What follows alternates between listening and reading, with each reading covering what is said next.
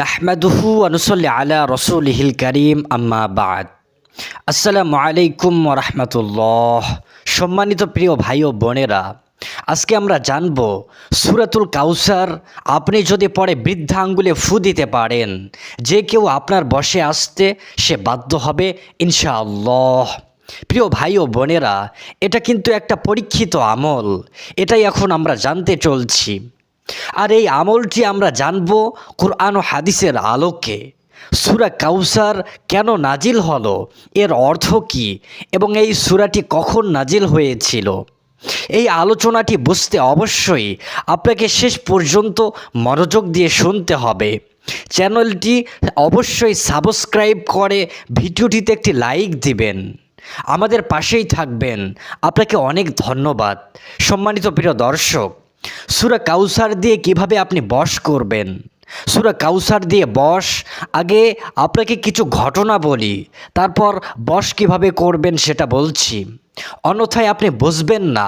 আপনি মনোযোগ দিয়ে শুনুন সূরা কাউসার দিয়ে কিভাবে আপনি অন্যকে বশ করবেন। আল্লাহর রাসূল সাল্লাল্লাহু আলাইহি সাল্লামের উপর যখন সূরা কাউসার নাজিল হয়, এটার শানে নুজুল, এটার প্রেক্ষাপট আরবিতে বলা হয় ইন্না আ'তাইনাকাল কাউসার।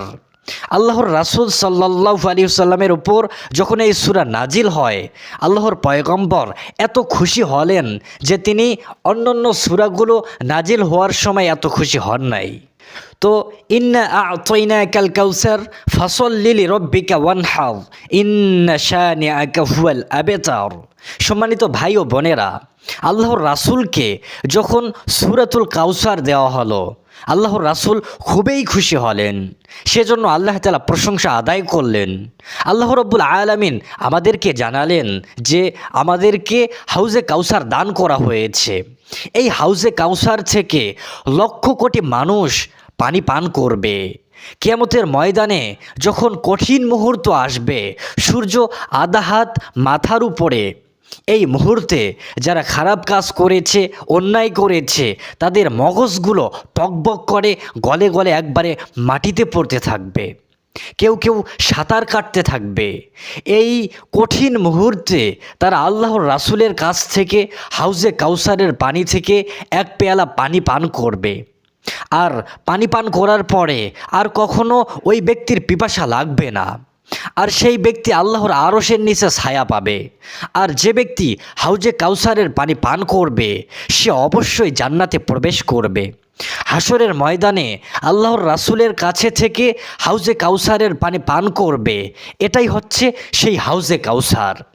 শুধু আমরা না, পূর্বের যত নবী এবং রাসূল ছিলেন, সমস্ত নবী এবং রাসূলরা আমাদের প্রিয় নবী হযরত মুহাম্মদ সাল্লাল্লাহু আলাইহি ওয়াসাল্লামের কাছে হাউজে কাউসারের পানি থেকে পানি পান করবেন। এই সূরার ফজিলত অনেক, এটা অনেক গুরুত্বপূর্ণ একটা সূরা। এই সূরাতুল কাউসার যদি কোনো ব্যক্তি 21 বার পাঠ করে, কিভাবে আপনি পাঠ করবেন আমি সহজেই আপনাকে বুঝিয়ে দিচ্ছি। এই আমলটি করার পূর্বে আপনাকে 3 বার সূরাতুল ফাতিহা পড়তে হবে। সূরা ফাতিহার পরে 3 বার আপনি দরুদ শরীফ পাঠ করবেন। এরপর আউযু বিল্লাহি মিনাশ শাইতানির রাজিম বিসমিল্লাহির রহমানির রহিম বলার পরে ইন্না আ'তাইনাকাল কাউসার ফাসাল্লি লিরাব্বিকা ওয়ানহার ইন্না শানিআকা হুয়াল আবতার পুরোটা শেষ করে আপনার একবার পাঠ করা শেষ হলো। এখন আপনার হাতের মধ্যে প্রথম কর, এই করের মধ্যে আপনি ফু দিবেন। এভাবে ফু দেওয়ার পর আপনি যে ব্যক্তিকে বশ করতে চাচ্ছেন তার নাম, তার বাবার নাম আপনার মনে মনে চিন্তা করতে হবে।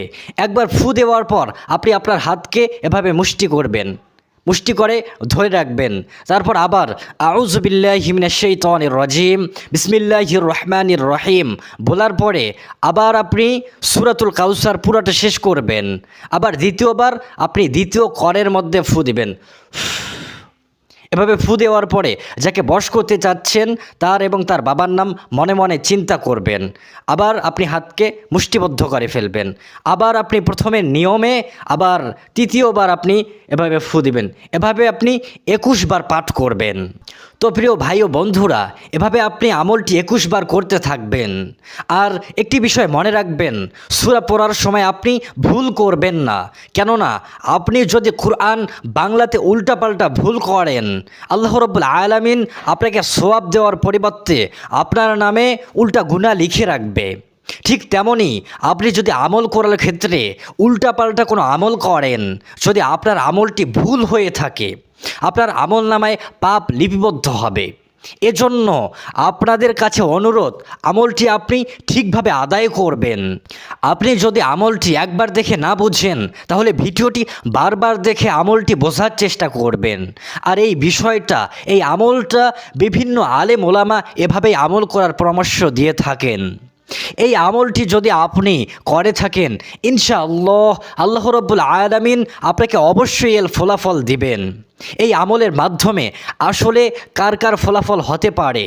যারা হালাল রিজিক থেকে খাদ্য গ্রহণ করে, যারা তাদের দাড়ি সেভ করে না, যে সমস্ত মেয়েরা পর্দা করে, অনেক মেয়েরা আছে চুল বের করে এদিকে সেদিকে ঘোরাফেরা করে, এই আমলটি তাদের জন্য কোনো কাজে আসবে না। 5 ওয়াক্ত নামাজ জামাতের সাথে যারা আদায় করেন না, আপনার এই আমলটি কোনো কাজে আসবে না।